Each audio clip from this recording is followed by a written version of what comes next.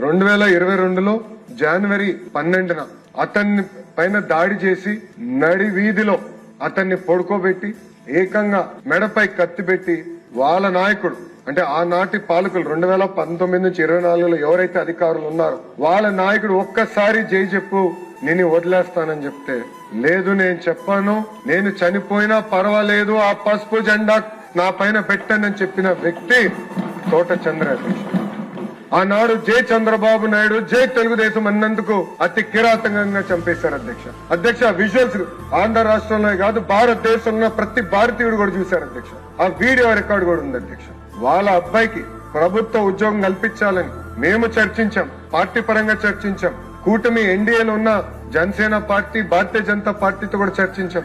ఏకంగా కేబినెట్ లో కూడా నాకు అన్న సమానమైన పవన్ అంతా కూడా కూర్చుని అన్నతో కూడా మేము మాట్లాడితే ఇది మంచి బిల్, మంచి ప్రయోజనం, ఫ్యాక్షన్ రాజకీయాలు ఫుల్ స్టాప్ పెట్టాలి. అది పెట్టాలంటే ఎవరైతే చనిపోయారో ఆ కుటుంబంలో ఒకరికి ప్రభుత్వ ఉద్యోగం కల్పిస్తే అప్పుడు భయపడతారు మన జోలికి వచ్చేదానికి, ఎవరి జోలికి వెళ్లేదానికి. అందుకే బిల్ తీసుకురావాలని ఆనాడు మేము నిర్ణయించాం. కేబినెట్ లో డిస్కస్ చేశాం, కేబినెట్ ఆమోదం తెలిపింది, శాసనసభకి తీసుకొచ్చాం.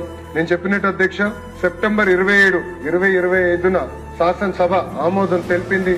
అటు కౌన్సిల్ కి పంపిస్తే కావాలని బడుగు బలహీన వర్గాలకి చెందిన ఒక వ్యక్తికి ఉద్యోగం ఇచ్చే లక్ష్యంతో ప్రభుత్వం ఉంది. ఇది ఆపాల లక్ష్యంతోనే ఆనాడు అక్కడ కౌన్సిల్లో ముందరికెళ్లకుండా మేము ఒకటే చెప్పాం, బిల్ ని రిజెక్ట్ చేస్తారా చేయండి, మేము ఇక్కడ పాస్ చేసుకుంటాం, ఆ హక్కు మాకు ఉంది హౌస్ అని చెప్పాం. కానీ పాస్ చేయకుండా పెట్టారు అధ్యక్ష.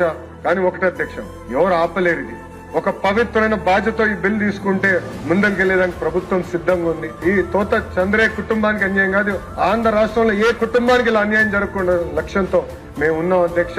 ఈ బిల్ అందుకే తిరిగి మళ్ళీ శాసనసభ ఏకగ్రీవంగా పాస్ చేయాలని ఈ సభాముఖంగా నేను మిమ్మల్ని అందరినీ కోరుతున్నా అధ్యక్ష.